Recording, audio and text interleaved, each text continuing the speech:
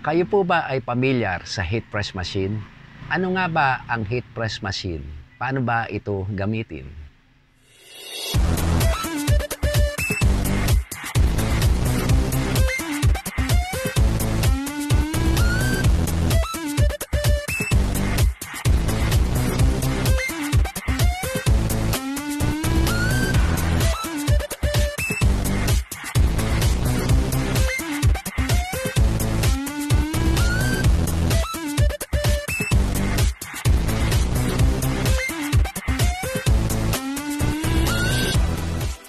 Hello! Welcome back to my channel, The Hustlers TV. Sa mga bago pa lang po sa aking channel at hindi pa po nakakapag-subscribe, please subscribe at pakihit na rin po ang notification bell para ma-notify kayo at updated po kayo sa mga video na aking ina-upload. Ang video ko pong ito ay regarding po sa heat press machine. Ano nga ba ang heat press machine? Paano ba ito gamitin? Bago po tayo dumako dyan, nais ko lang po sanang mag-share sa inyo ng konti. That time na ako po ay isang sign painter.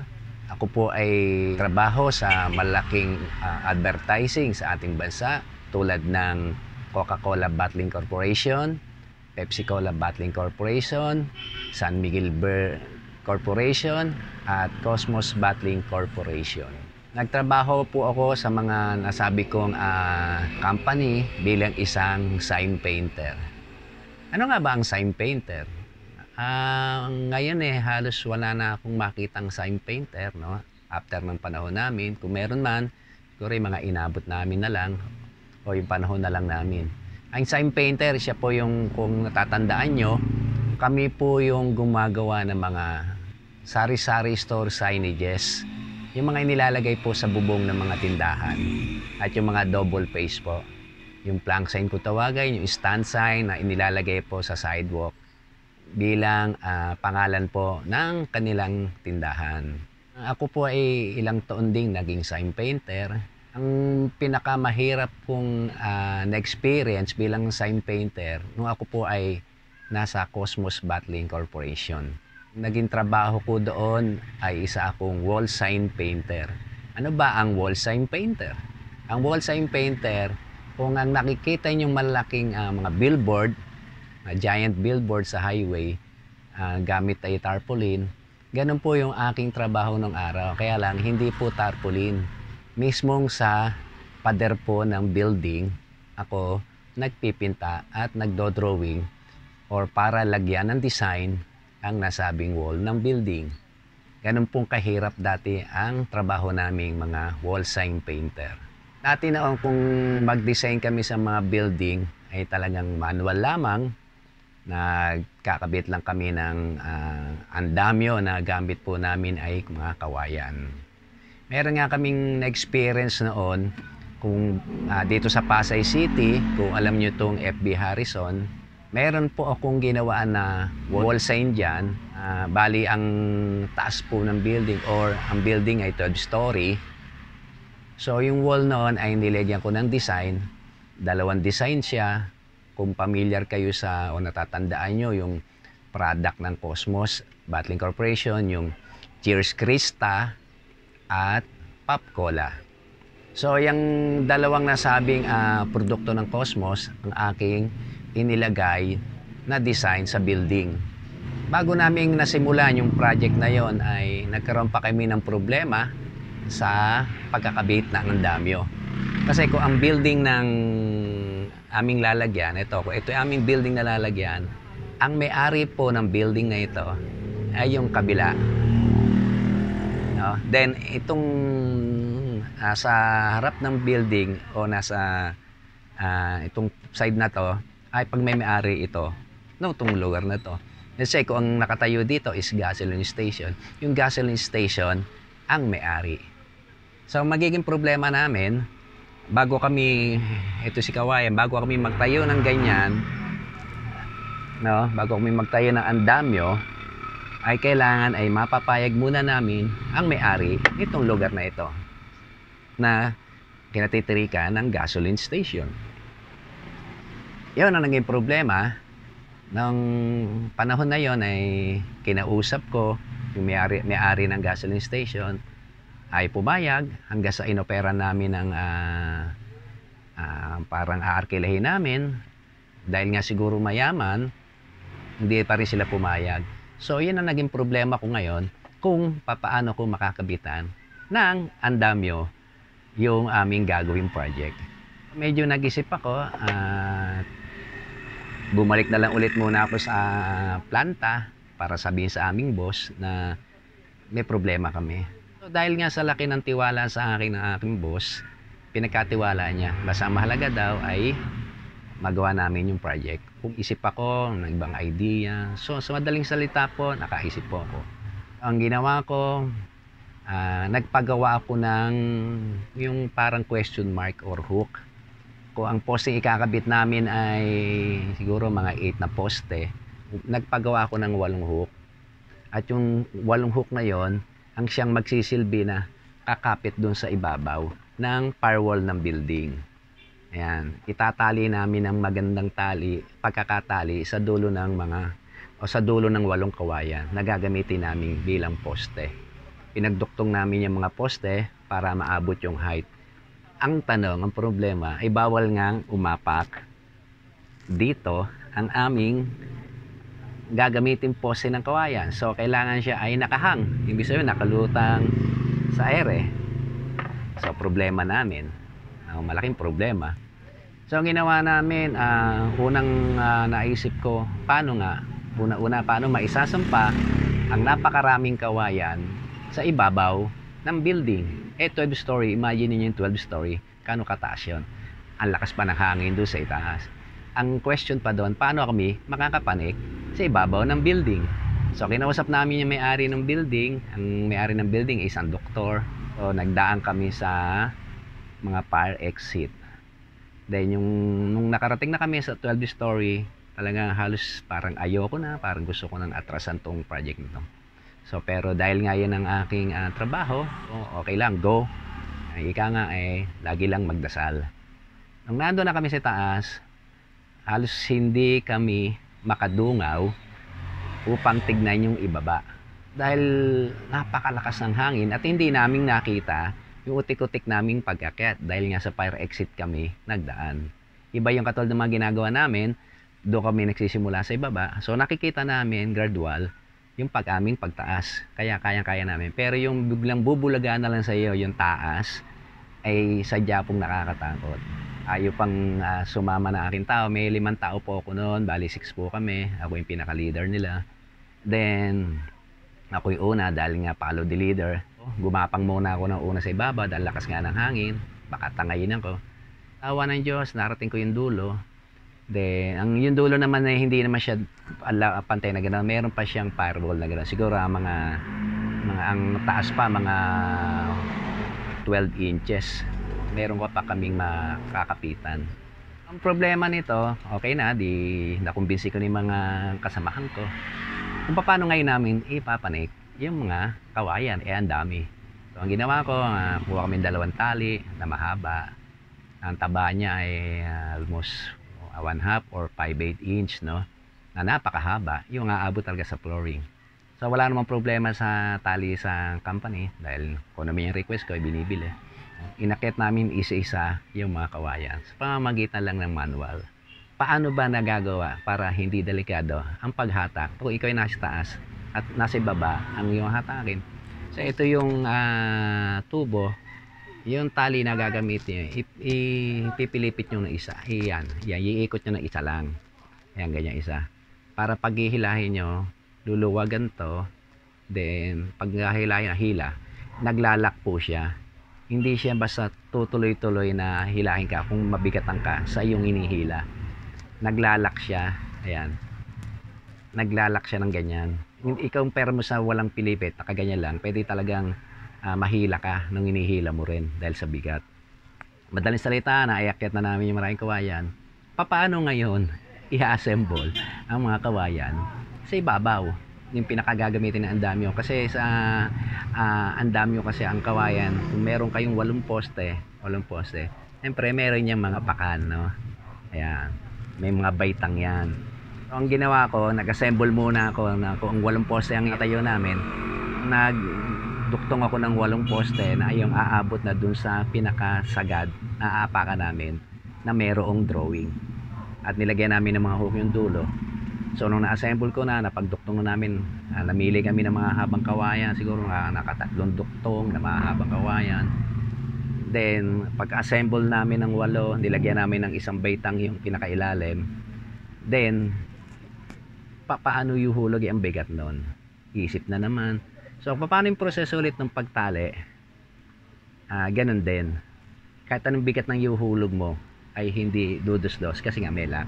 So dadaan-dahanin nyo lang ang palpas ng tali para dahan-dahan din mahulog.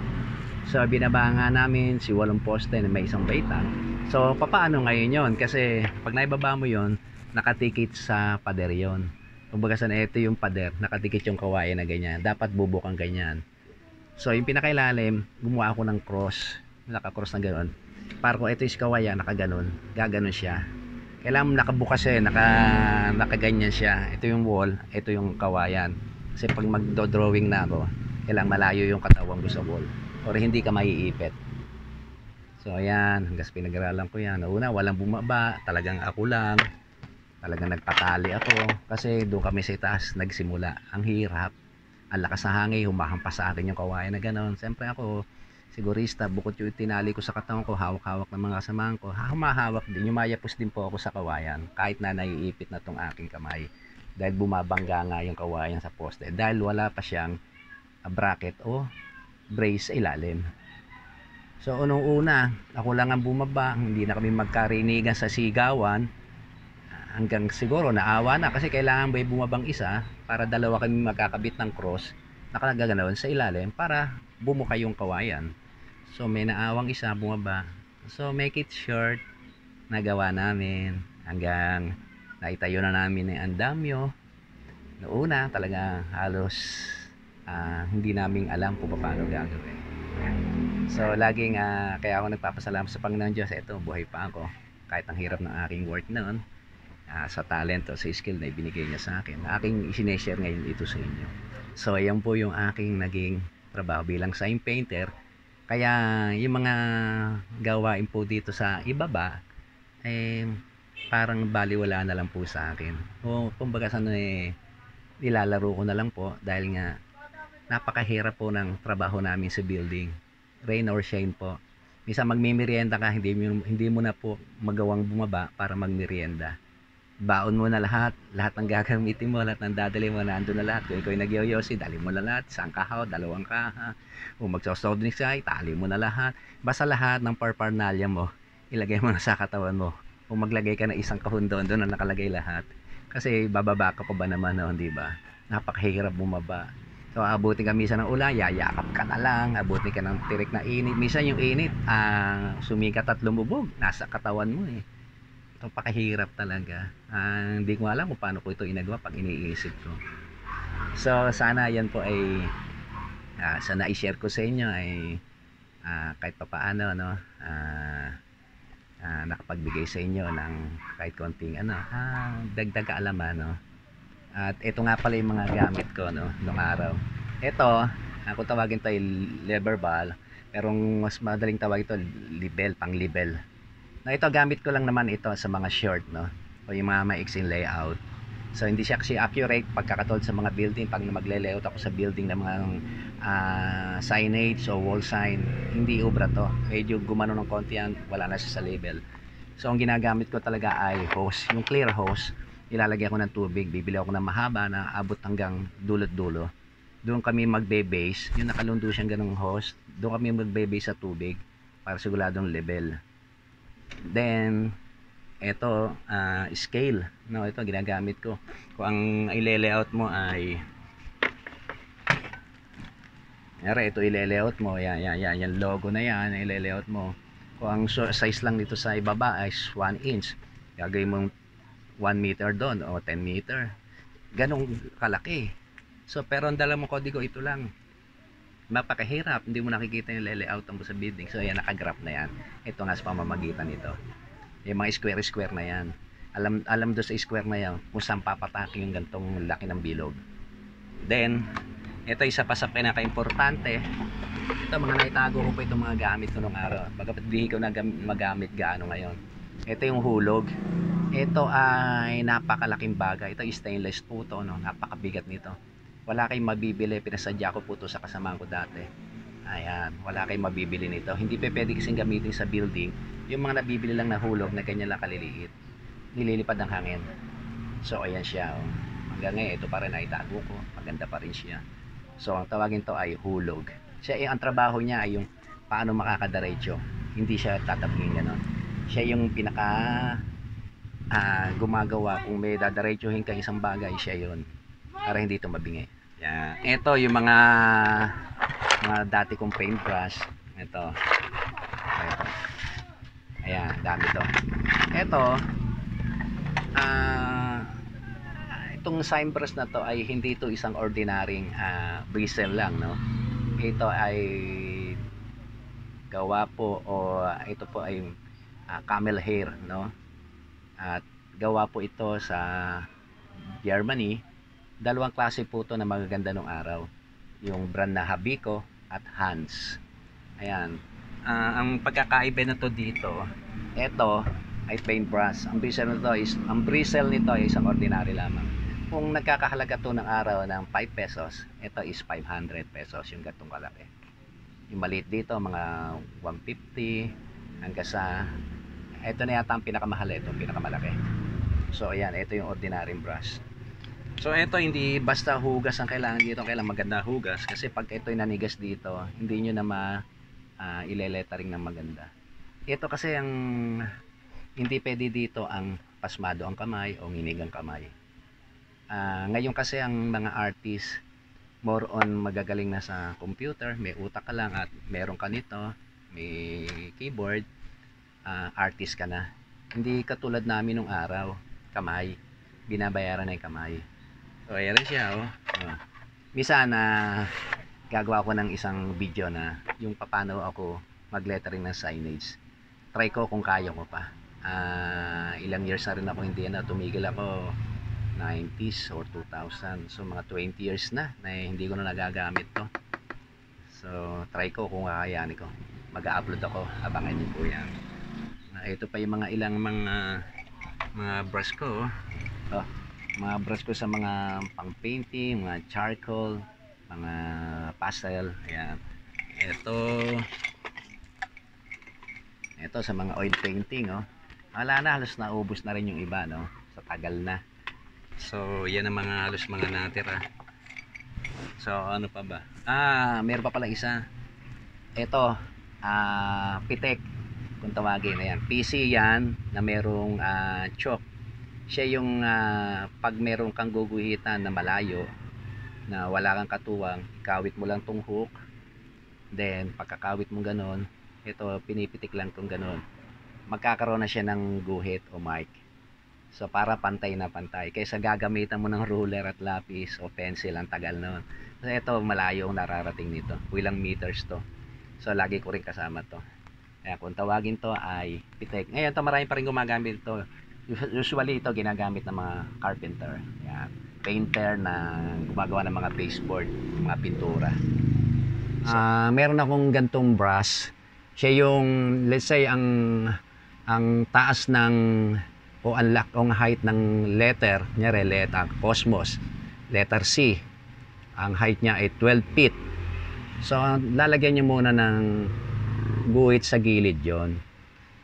Hindi uubra tong mga ganito. Ito, kalimitan tong camel hair ay gamit lamang sa mga yero, sa maliliit na pader, yan, sa streamer, sa katsa, yan. Ito kasi maganda to sa mga wrap na pader. Madali siyang iguhit, ikorte. Then siya rin yun ang pumupuno. Kasi imagine mo yung 12 feet, ang laki nun. Nagbahagi lang po ako, no? Then dadako na po tayo sa heat press. Sa nais mag-start ng negosyo ng t-shirt printing gamit ang heat press, madali lang naman basta meron kayo nitong tatlong kagamitan. Una, need natin syempre ng computer. Ayan, computer. Then kailangan natin ng printer.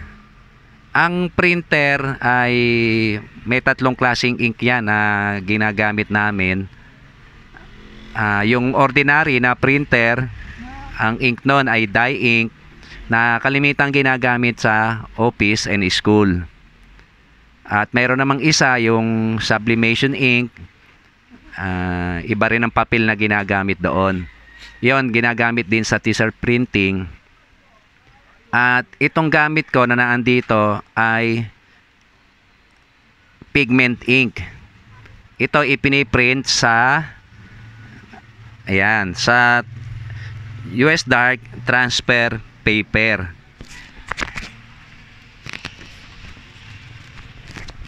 Ang size niya ay A4. Meron ding A3 niyan, depende sa printer na gagamitin. Yung A3 medyo malaki yun eh. Ang pinaka-importante sa lahat, itong heat press machine. Mamaya makikita niya kung ano nga ba itong heat press machine. Paano ba ito gamitin? Basta yung tatlong yan ay meron na kayo, yung mga nasabi ko, printer, heat press machine, at computer, ay pwede na kayo mag-start ng t-shirt printing. Ayan, sa mga beginner, basta ang kailangan lang natin ay marunong tayong mag-layout. Kasi ang layout ang pinaka-importante sa lahat dahil siya ang itatransfer natin dito sa US Dark Transfer Paper, then ikakat, pagkakat, isasalang na siya sa heat press. Ayan. Yan ang importante, ang layout. So ayan, ganyan lang kasimple yan. Mamaya patuloy lang kayo manood ng aking video para makita nyo kung papaano mag-start ng negosyo gamit ang heat press machine. Ito yung isasample kong logo na ating i-heat press sa t-shirt.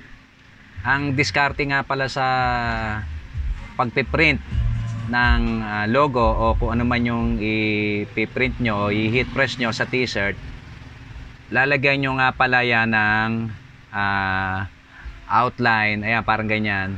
Kung ang color ng ipiprint mo ay blue, so lalagyan mo siya ng outline na blue na parang ganyan, yan. Para miski i-cut siya ay hindi halata yung pagkaka-distorted ng pagkakakat mo o yung pagkakalubak-lubak. Kasi baka beginner ka, hindi ganun kadaling mag-cut ng maganda. Parang ganito, ayan, katulad nito, itong Minda. Kung ang color ng t-shirt ay sky blue, ayun, may sky blue siya, oh. May sky blue. So ang talagang color niya ay yellow outline and dark blue. So pakikita ko sa inyo kung paano tabasin. Ang gugupitin lang dito ay yung light blue, gigitnaan lang yon. Huwag kayong magtitira ng white or huwag nyong tatabasin yung yellow. Hindi magiging maganda eh. So simulan ko ng tabasin. Panoorin nyo.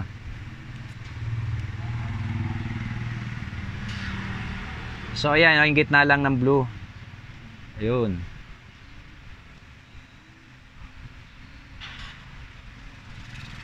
Kahit siya medyo magliko-liko, basta huwag kayo magtitira ng white. Gitnaan nyo lang yung blue. Yun yung color ng t-shirt, yung blue.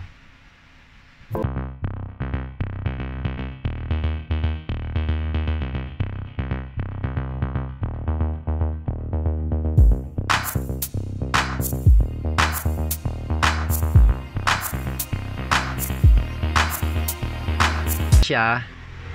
Ayan. Ayan, natabas na. Parang itong logo rin. Tapos ito merong tinutuklap-top na parang sticker. Ito.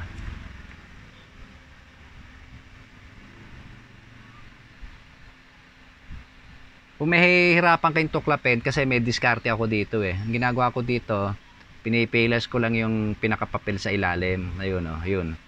Kita nyo? Ayan oh. Hindi ito mapipila sa itong nasa ibabaw ah. Ayan. O, saka mo aangatin. Ayan. Ito ay hindi gaya ng sticker na may pandikit dito. Wala itong pandikit. Ang magdidikit lang dito ay ang heat press. I-on ko na ang ating heat press. Ayan. Hintayin lang muna natin siyang tumigil at meron siyang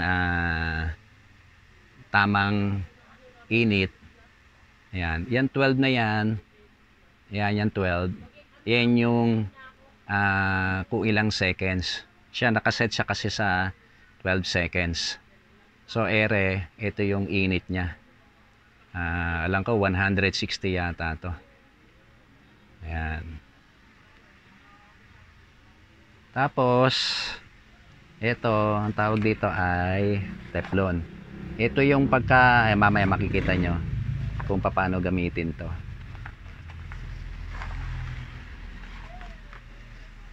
Ito, pag nagkaroon naman kayo ito, matututunan nyo na itong adjustment. Ayan, ito yung adjustment. Kung paano siya pihitin. Siya yung pag ilalapat nyo na kung kaano siya kapress. Pagka ang ipe-press nyo, meron kayong ilalagay na sa pin pa sa inyong teaser. Katulad na may mga botones, may kuwelyo. Ilalagyan pa ng ano sa loob yan na yan, kagaya nito. Yan. Ito, papakita ko sa inyo.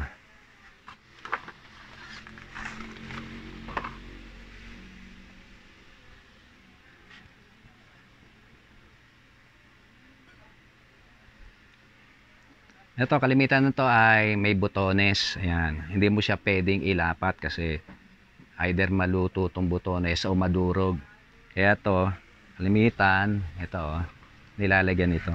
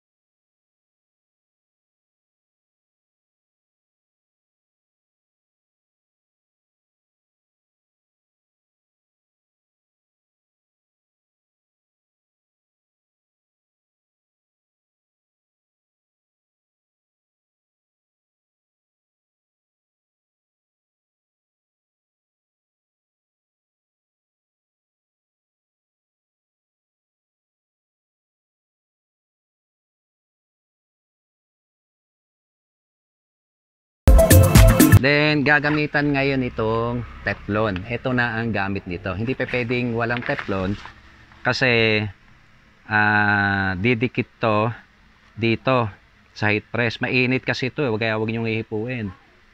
So, ayan. Sasapin yung ganun yan. Minsan ito, inilalagay na yan dito. Pag maramihan ang ginagawa, idinidikit na yan dito sa ano nito. Dito, idinidikit na. Para baba na lang ng baba. So ayan, sasampulan ko na ha. Pag nakuha nyo na yung sentro, lagyan nyo na ng Teflon. Siguraduhin nyo lang na yung inilagay nyong US Dark ay walang tiklop na ganyan. Ayan, siguraduhin nyo lang na hindi nagkaroon ng fold na ganyan. Ayan. Hindi mapofold na ganyan, ha. Kasi pag yan ay na-print nyo na nakafold na ganyan, uulitin nyo, obligado. So yan, sigurado nyo, kita yan kaya ito, translucent to. Para kita nyo na walang tiklop. So yung oras niya, 1:66 pala no? Okay rin yan. Okay. So ayan, ilalapat ko na. Yan ay tutunog. Pero depende rin sa inyo yung oras, no? Baka mamaya masobrang maluto, huwag nyo na hintayin yung pagtunog. So ayan, tumunog na siya. So angat.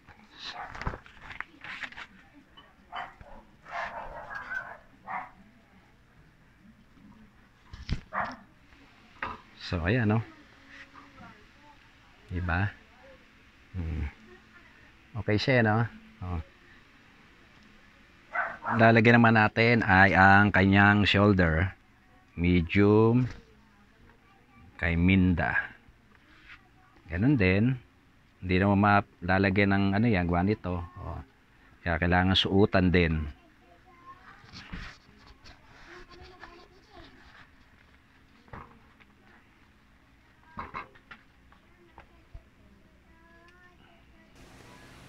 Sa tuwing aalisin natin yung papel sa likod ng US Dart transfer paper, siguraduhin natin na walang matitira kahit konting papel kasi makaka-apekto yan sa printing, hindi didikit sa t-shirt ang transfer paper. Kaya siguraduhin natin ito ay malinis at walang matitirang papel bago natin ilapat sa t-shirt.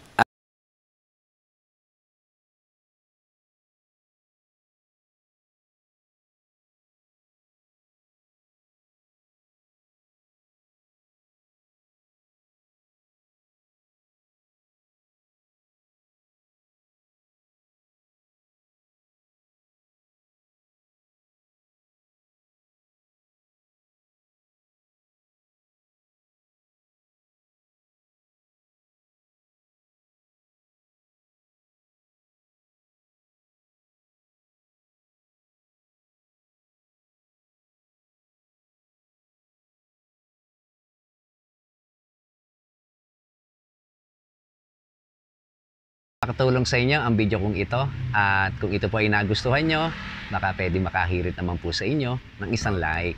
At sa mga bago pa lang po sa akin channel at hindi pa po nakakapag-subscribe, please subscribe at pakihit na rin po ang notification bell para ma-notify kayo at updated po kayo sa mga video na aking ina-upload.